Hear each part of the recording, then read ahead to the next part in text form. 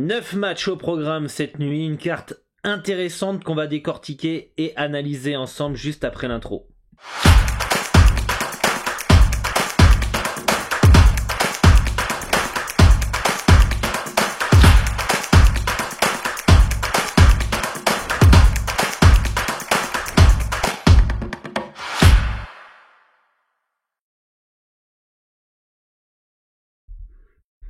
Salut à tous, ici Dorado, votre expert en paris sportif, spécialiste basket pour une nouvelle émission. Vous le savez, du lundi au vendredi, on décortique la carte NBA pour vous aider à faire vos pronostics ou vous permettre de confronter vos analyses aux miennes. Bienvenue à tous les nouveaux. Si vous n'êtes pas abonné, n'hésitez pas à le faire et d'activer la cloche des notifications ainsi que vous rendre dans la description de la vidéo. Vous avez toutes les informations importantes pour me suivre sur les différents réseaux sociaux ou même avoir les liens pour progresser dans les paris sportifs avec notamment le guide que vous pouvez télécharger qui est totalement gratuit où je vous fais part de mon avis sur chaque équipe, les principaux départs, arrivées de chaque franchise, et en téléchargeant ce guide vous participez à une formation totalement gratuite. Vous allez recevoir un mail pendant 15 jours tous les jours, vérifiez bien vos spams.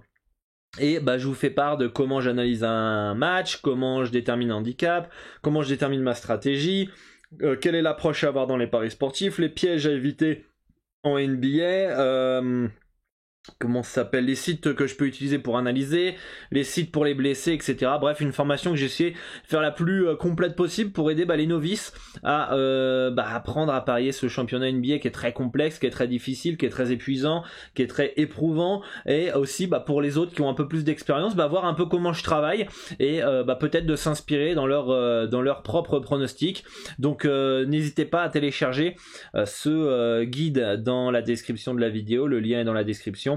Et vous pourrez participer donc à cette formation. On a déjà aidé plus de 1500 parieurs, donc j'espère que je pourrai vous aider aussi d'une certaine manière, comme à travers les différentes vidéos que je peux publier sur YouTube. Si vous voulez échanger avec l'ensemble de la communauté et moi-même, je vous invite à rejoindre le Discord. On est plus de 4000, vous avez un salon par sport pour pouvoir échanger avec les membres, partager vos analyses, vos pronostics, et surtout pas vous retrouver seul dans votre coin, parce que je pense que l'isolement c'est le plus gros des dangers dans les paris sportifs.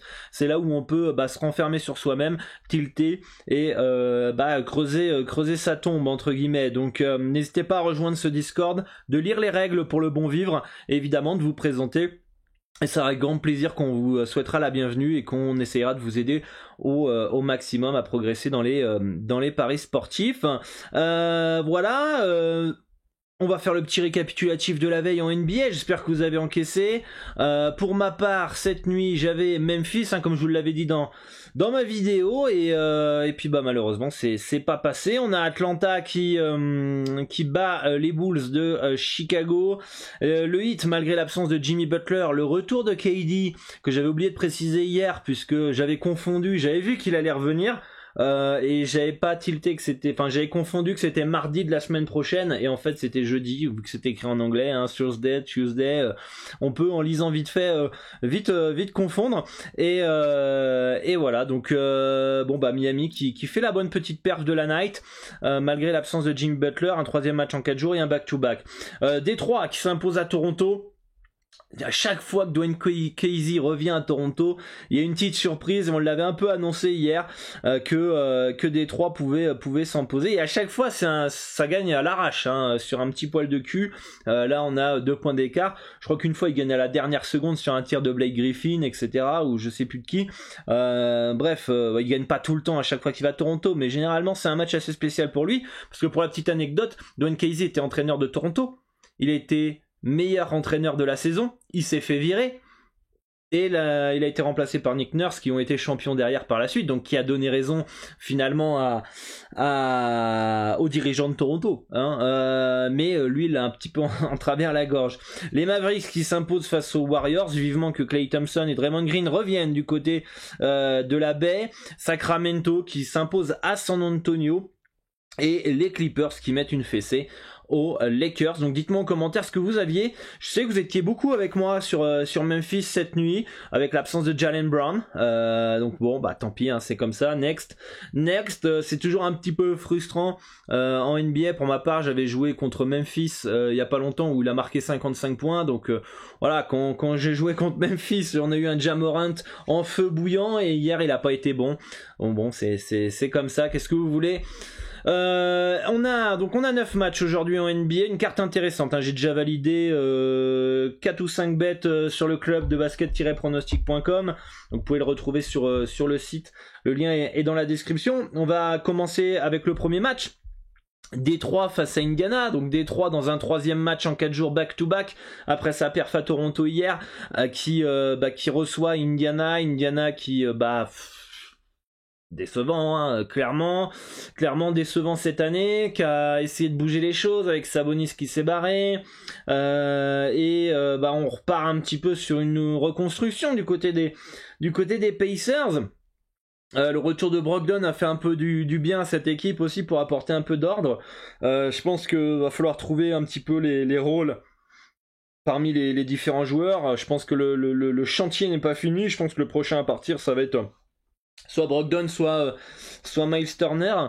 Mais en tout cas, je pense quand même que Indiana reste quand même une meilleure équipe par rapport à Détroit. Plus de profondeur, plus de talent, je pense, et ça me paraît logique qu'il soit favori à Détroit, profitant potentiellement d'une baisse de régime, d'une fatigue potentielle des Pistons. Après, pas simple de savoir qu'est-ce qui va se passer dans cette rencontre. Je pense quand même que Indiana, Détroit, je pense, n'a pas le potentiel offensif pour suivre, parce que Indiana, ça joue comme des guignols, hein, ça bombarde, hein. Donc je pense que si ça bombarde et ça met dedans, j'ai du mal à voir Détroit suivre le tempo et s'imposer. Donc c'est pour ça que je préfère quand même les Pacers cette nuit dans cette rencontre. N'hésitez pas d'ailleurs dans les commentaires à me faire part de vos retours, hein, de vos analyses pour ajouter des précisions et comme ça pourra aider les viewers qui regarderont la vidéo aussi. Donc voilà.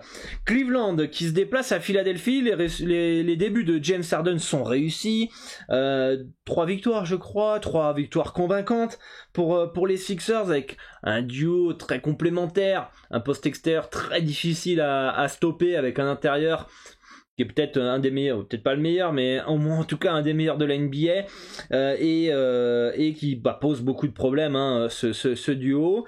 Ils ont quand même lâché pas mal de joueurs, je trouve. Ça c'est pour le long terme, si on se projette. Je trouve qu'ils ont laissé des soldats un petit peu trop sur la route, hein, en échange de James Harden, mais tu peux pas refuser le barbu quand même. Il est trop fort. En face, Cleveland, c'est un peu plus compliqué. L'absence de Garland a fait mal lors des dernières rencontres. Il est revenu contre Charlotte, mais ça n'a pas empêché les Cavs de se faire exploser. Je pense que ça a apporté un peu plus de stabilité le fait qu'il soit là, et notamment apporter du scoring sur les ailes et sur les postes extérieurs, puisque c'est un peu ce qui manque du côté de Cleveland. On a les Sixers qui partent favoris, logique, hein, on va dire, hein, logique, qui a un handicap de -7, -7,5, que je trouve quand même un poids lourd, parce que je pense pas qu'il faut enterrer les Cavs, qui ont été plus que surprenants cette année, qui a un très bon collectif, qui a été peut-être une des équipes qui a été le plus emmerdée, on va dire, dans les équipes un peu faibles, qui a été le plus emmerdé en fait à cause des blessures, et en plus des postes clés, hein, Sexton, Ricky Rubio, Garland qui revient, il y a eu des joueurs meneurs qui créent le jeu finalement, comme Rubio. La blessure de Rubio est terrible déjà pour lui et pour le collectif des Cavs, et malgré ça, ils ont quand même réussi à enchaîner. Ils ont frôlé la première place avec Miami. Donc je me méfierais quand même de Cleveland ce soir. Je pense qu'un petit +7, +7,5 est prenable. Je pense que c'est pas déconnant.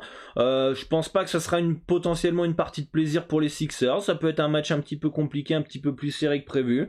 Je mettrai pas la maison, en tout cas sur une large victoire des Sixers, malgré l'arrivée de James Harden. D'ailleurs, je trouve que l'arrivée de James Harden créer un peu de hype autour de Philly. C'est-à-dire que les gens vont beaucoup parier du Philadelphie parce que James Harden vient d'arriver. Et faut que ça prenne quand même si ça a fait 3 matchs, ça fait que 3 matchs où ça joue bien, mais il va falloir confirmer aussi par moment. J'ai pas trouvé, les adversaires de mémoire, ça a été 2 fois New York et Minnesota, qui est pas non plus des cadors. Je dis pas que Cleveland est un cador, mais voilà, je pense que ça peut être, Cleveland peut leur mettre du fil à retordre. En tout cas, je pense que ça peut être une belle bataille. Donc j'ai une préférence quand même sur les Cavs plus 7,5 dans ce match-là. Atlanta qui se déplace à Washington. Atlanta qui a battu Chicago hier. Je crois qu'ils sont dans un 3e match en 4 jours back-to-back. Donc ça peut piquer dans les gens. On a vu que Trae Young hier fait un énorme match, mais il était incertain jusqu'à la dernière minute. On a John Collins qui pourrait faire son retour ce soir. Et en face, Washington, Dinwiddie parti à Dallas. Porzingis toujours blessé. Et comment il s'appelle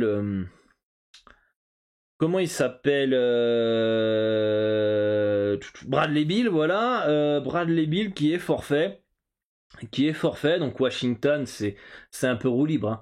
C'est un peu, à mon avis, on finit la saison comme ça. On va essayer de peut-être jouer le play-in. Je sais même pas trop c'est quoi leur objectif en fait de cette équipe. Je pense que c'est le tanking. Hein. Enfin, je pense que c'est perdre le plus de matchs possible. Sinon, ils n'auraient pas fait opérer Bradley Beal, ils l'auraient pas mis au repos, ils n'auraient pas tradé Dinwiddie, ils auraient pas. Ils récupèrent Porzingis, mais ils le font encore pas jouer. Donc, d'ailleurs, je crois qu'il est pas là. Hein. On va vérifier ça, mais voilà, Porzingis out ici, hein, comme on peut le voir à l'écran. Donc c'est assez étonnant le virage que prend les Wizards. Donc pour moi. Malgré le 3e match en 4 jours back-to-back, je pense qu'Atlanta peut clairement s'imposer à Washington, et un petit -4 aurait été très très intéressant si il n'y avait pas ce 3e match en 4 jours back-to-back. C'est le seul point négatif de cette rencontre pour moi, c'est le calendrier, où en plus Atlanta à l'extérieur avec un calendrier comme ça, c'est jamais bon signe, mais en tout cas je vois pas comment on peut être serein à prendre un Washington +4 quand même, malgré tout dans les conditions actuelles. Donc voilà, pour moi c'est Atlanta ou no bet. Chicago qui reçoit les Bucks. Je crois que Chicago est en back-to-back. On va vérifier ça ensemble. Je crois que Chicago est en back-to-back seulement. Voilà, c'est juste un back-to-back. C'est pas un 3e match en 4 jours back-to-back. On a donc des Bulls qui ont perdu hier à Atlanta. Et c'est un match assez spécial ce soir. Alors attention quand même malgré tout à quel potentiellement des joueurs au repos du côté des Bulls, même si ça m'étonnerait. On a justement Caruso Pala. Je sais pas si vous vous souvenez de l'attentat d'Allen sur Caruso qui l'a blessé. Depuis il joue plus et les Bulls sont très très vénères. D'ailleurs par rapport à ça, ce qui pourrait créer une source de motivation supplémentaire pour Chicago. Les Bucks qui sont peut-être plus forts. Alors est-ce qu'ils sont vraiment plus forts cette saison sur la saison régulière, je pense pas. Sur le long terme, je pense que oui, parce que je pense qu'ils gèrent cette saison régulière. Je pense que les Bucks gèrent et ça va être en playoff qu'ils seront au rendez-vous. Là, ça force vraiment pas. Je pense que c'est logique qu'ils soient favoris à Chicago. Après, de là à penser que Chicago est capable de gagner contre les Bucks, je pense pas.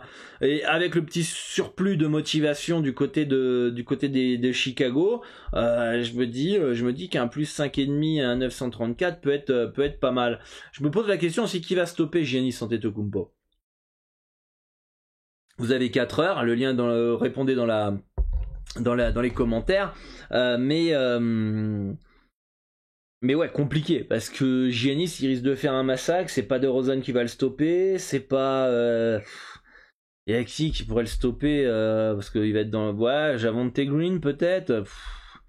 Bon, de toute façon, stopper Giannis, c'est un peu comme stopper LeBron, hein. Ça fait 15 ans que les gens essayent de stopper LeBron, quoi. Ça va être la vieillesse qui va le stopper, quoi. Donc compliqué, mais en tout cas, je me dis, petit surplus de motivation pour les Bulls à domicile, un petit +5,5 à 934 peut être intéressant pour ma part.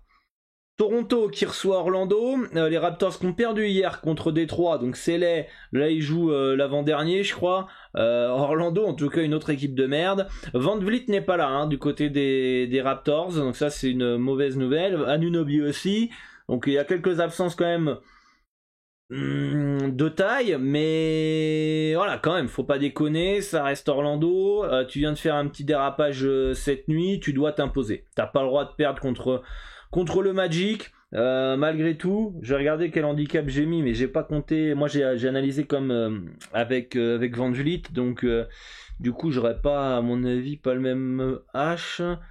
Je vais reprendre ma fichier NBA. Nanana, Toronto, ils sont où? Ils sont là. Ils sont là, donc je me suis planté. Donc si je mets, bref, faut voir la pondération de Van Vliet, hein. Van Vliet, Van Vliet, allez, je le mets pas en superstar quand même, faut pas déconner. Je le mets quand même en joueur majeur en termes de pondération.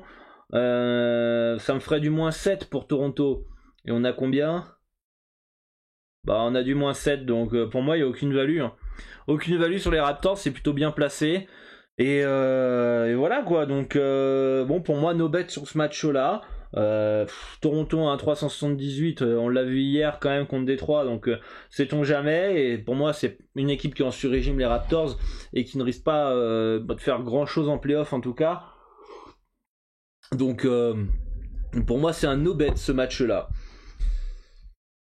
Les Pélicans avec l'arrivée de CJ McCollum, ça a de la gueule quand même. Ça a de la gueule, c'est costaud, c'est relou. Je trouve, en fait, ce que j'adore avec CJ McCollum qui arrive aux Pélicans, c'est qu'en fait, le Ingram, là, il peut être en troisième option, même au moins deuxième option, et que il est tranquille à fumer, là, on dirait qu'il fume toute la journée, et il attend les ballons.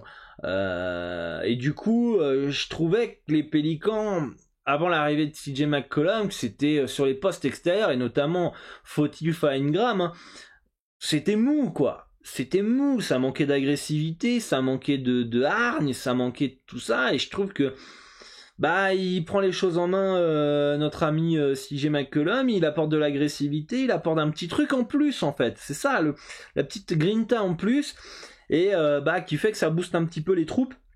Et c'est là qu'on voit que il a un petit côté leader quand même, ce CJ, et ça fait du bien pour les Pels, quoi. Et là ils reçoivent un Jazz qui roule sur la NBA, enfin j'exagère, roule sur la NBA, mais bon, qui est très très bon depuis 2 saisons, qui est un candidat au titre sérieux pour depuis ces 2 dernières saisons, qui a peut-être un poil plus de mal cette année parce qu'il y a eu les absences de Rudy Gobert, il y a eu les absences de Mitchell, de Conley, la blessure de Ingles, donc ils n'ont pas été épargnés par les blessures, mais là ils sont au complet. Mais c'est pas un déplacement qui va être simple, hein, pour le Jazz, et je trouve que ils sont logiquement favoris, hein, quand même. On a vu que c'était un -4 + 4, -4 + 4, j'ai mis quoi comme handicap, moi? J'ai mis un -2, moi, pour Utah. Je m'attends à un match un poil piège, hein, quand même, pour eux. Je suis pas encore à valider du Pélican, mais je surveille, je suis pas loin de potentiellement valider. Et puis comme d'hab, hein, les amis, quand on fait une petite vidéo, forcément les codes doivent disparaître, hein, c'est toujours comme ça, c'est la petite rengaine, hein, on est habitué maintenant. Mais je m'attends à un match piège quand même du Jazz. Je m'attends à un match piège, et je serais pas étonné que déjà la bataille Valanciunas-Gobert, elle va être déterminante pour le match.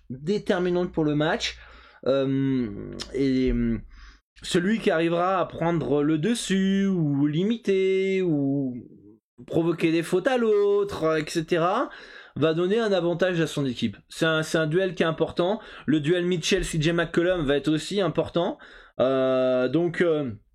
Donc voilà, pour ma part, je pense que le Jazz peut tomber au Pélican. On va espérer que les cotes reviennent assez rapidement. Sinon, on enchaîne. Hein.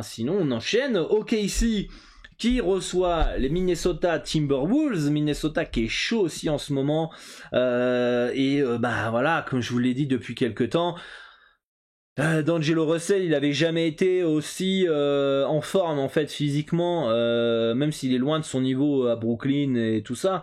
Il est pas encore pour moi à son niveau de Brooklyn, où il était All-Star, si je me trompe pas. On sent tout de suite que dès qu'il joue et dès qu'il est mieux, et surtout Parce qu'il jouait, mais un match il jouait pas, 2 matchs il jouait, un match il jouait pas. Et là, ça apporte de la constance, c'est-à-dire que les joueurs commencent à s'habituer en fait à être avec lui, ça crée des automatismes, ça crée un petit collectif, etc. Donc forcément, ça change la donne. Un Angelo Russell au moins là sur 2 jambes et qui apporte son talent. En face, bah OKC, c'est en reconstruction de toute façon, mais ils sont capables de se faire déboîter contre Sacramento chez eux. Puis ils sont capables d'aller gagner à Denver. Bon, c'est la NBA, tout est possible en NBA. Hein. De toute façon, y a rien qui est impossible. Hein. Pour moi, tout est possible dans cette ligue. C'est ça qui fait que c'est très difficile à parier sur le long terme. On peut avoir des gros good runs comme des très gros bad runs, faire de très grosses saisons comme de très mauvaises, et c'est là où il faut rester fort finalement. Et OKC est un peu, voilà, en tout cas sur les 2 derniers matchs, la preuve que cette NBA où tout est possible. Voilà, moi je vous avoue que j'avais OKC plus 5,5 contre Sacramento chez eux, ils se sont fait déboîter. Le lendemain, ils vont gagner à Denver. Où est la logique? Faut m'expliquer. Mais c'est pas là, c'est juste un exemple précis, mais il y en a plein. Regardez Détroit hier qui gagne à Toronto, qui est peut-être pas la surprise de l'année, mais qui reste une surprise. Regardez, ce soir on a un Phoenix New York qu'on verra tout à l'heure. Je l'aborderai tout à l'heure, mais voilà, New York en galère, autant ils vont gagner ce soir à Phoenix, quoi. Tout est possible en NBA. Donc, OKC, je sais pas trop comment les lire. J'essaie de recharger les cotes, on les a toujours pas. Je sais pas trop comment les lire. Je sais que l'handicap est autour de plus 8,5, plus 9, plus 9,5. Ils sont capables de rester dans le plus 9,5, comme ils sont capables de se faire exploser. Et Minnesota, le Minnesota de la deuxième partie de saison est capable de mettre une fessée au OKC. Le Minnesota de la première partie de saison est capable de perdre. Donc c'est un match qui est pas simple. Je pense que les dynamiques vont en faveur d'une victoire de Minnesota. De là à gagner de plus de 10 points à l'extérieur, je sais pas trop. Je ne sais pas trop. Alors on a un plus 9,5 à 943. Est-ce que vous seriez serein à prendre un moins 9,5 Minnesota à OKC? Alors moi, j'allume un cierge, hein. Enfin j'exagère, mais si on m'oblige à parier Minnesota moins 9,5 et que si jamais Minnesota, on me force, je dis ouais je vais parier Minnesota moins 9,5, si ça passe pas je te tue, mon gars je suis pas serein quand même, hein. Je préfère que ça soit l'inverse, hein, qu'on me mette un petit OKC plus 9,5. Non, vous me dites en commentaire, c'est marrant ces petits jeux, je trouve. C'est marrant ces petits jeux, mais est-ce que vous seriez serein si votre vie dépendait d'un moins 9,5 Minnesota? Personnellement, je suis pas plus serein que OKC plus 9,5 quand même. Parce que ça reste OKC quand même. Donner ta vie à OKC, c'est quand même chaud, quoi. Mais voilà, non. Bon, pour moi, victoire de Minnesota. Donc un 1,236 dans un combiné ou combiné recomposé peut être why not intéressant, même si à l'extérieur une cote aussi si basse c'est un peu relou, mais en tout cas pour moi bon c'est plus du OKC plus 9,5 et une victoire donc de Minnesota, donc je verrais Minnesota gagner mais pas plus de 10 points tout simplement. C'est à peu près mon avis parce que je pense que tout dépend en fait de la réussite des 2 équipes, hein. Je serais absolument étonné de rien.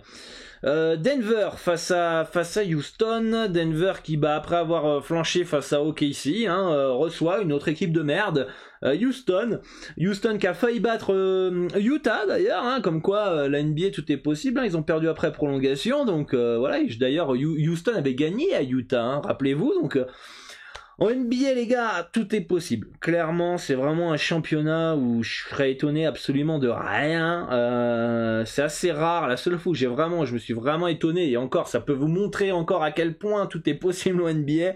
Je sais pas si vous vous souvenez, la bulle NBA à Orlando. Après le confinement, vous aviez Milwaukee qui jouait contre Brooklyn, mais à poil total. C'était un des handicaps les plus hauts que j'avais vu de ma vie en NBA, un moins 25, un truc comme ça pour les Bucks. Les Bucks sont perdus, quoi, les gars. les Bucks ont perdu, c'était Brooklyn, c'était une cote à 20, un truc comme ça. Donc c'était la NBA, tout est, encore une fois, tout est possible. Il y a tellement d'exemples que je pense que n'importe quel pronostic que vous prenez, et alors faut pas prendre les plus loufoques, mais après ça reste que un seul match, mais il faut gagner sur le long terme. Mais sur un seul match, tout est possible, donc n'importe quelle bête est intéressant. Par exemple, un Denver moins 13,5 ou un Houston plus 13,5. Sur un seul match, le mec qui me dit j'ai joué Denver moins 13,5, je fais ouais, pourquoi pas, Denver peut mettre la fessée. Un mec qui vient me dit j'ai joué Houston plus 13,5, je te dis pourquoi pas, ils peuvent très bien rester dans le H, on a bien vu OKC gagner là-bas, donc pourquoi Houston n'y arriverait pas. Donc voilà, donc Denver part logiquement favori. Est-ce qu'il y a quelque chose à faire sur les Nuggets? Moins 13,5 quand tu viens de perdre contre OKC. Tu dépends beaucoup de Jokic, t'es quand même pas très très serein quand même, hein. Après, je m'attends quand même à un peu plus de sérieux, une meilleure défense, un meilleur collectif, et surtout se racheter tout simplement. Donc jouer une victoire de Denver. Après de là à mettre une fessée à Houston, je sais pas, je pense pas, mais c'est pas impossible. Donc bon, pour moi c'est un beau no-bet cette rencontre entre les deux équipes. Et enfin, le dernier match, c'est les Knicks de New York qui se déplacent à Phoenix. Et quand je vous dis que la NBA, tout est possible, New York qui est très décevant, New York qui n'arrive pas à tenir dans le quatrième quart-temps, hein, qui a des avances de 20 points ou de 10, 15 points et se font remonter, hein. Contre Brooklyn, ils mènent de 28 points, ils se font remonter. Contre Philadelphie, pardon, ils sont devant dans le quatrième quart-temps, ils explosent dans le quatrième quart-temps. Il y a quel match? Portland, ils mènent de 15 points et dans le quatrième quart-temps ils perdent de 20. Voilà, New York c'est vraiment en difficulté. Tom Thibodeau est sur la sellette, je pense qu'ils vont le virer cet été. En tout cas, je pense. Et les Knicks qui ont du talent, qui ont une belle équipe, mais qui cette année a vraiment vraiment du mal à être constant tout au long de la saison, durant les matchs, etc. Mais voilà, c'est la NBA, et je serais vraiment pas surpris de les voir aller gagner à Phoenix ce soir. C'est limite écrit que New York, face au leader de la NBA ou de la conférence Ouest, vont aller gagner à Phoenix, alors qu'ils galèrent depuis des semaines. Ils galèrent, ils se font des remontées, ils enchaînent pas 2 victoires de suite. Ils ont vraiment vraiment des difficultés, et Phoenix roule sur la NBA malgré l'absence de Chris Paul, ça gagne. Donc voilà, pour moi le moins 6,5 Phoenix c'est pas une évidence, mais est vraiment très intéressant, parce que New York a du mal à tenir les écarts, a du mal à tenir les matchs, et vole en éclats assez régulièrement. C'est-à-dire qu'ils vont être serrés, puis hop, il y a un trou d'air, et bam, ils prennent 15 points. Et puis ils reviennent, et puis bam, ils reprennent 15 points.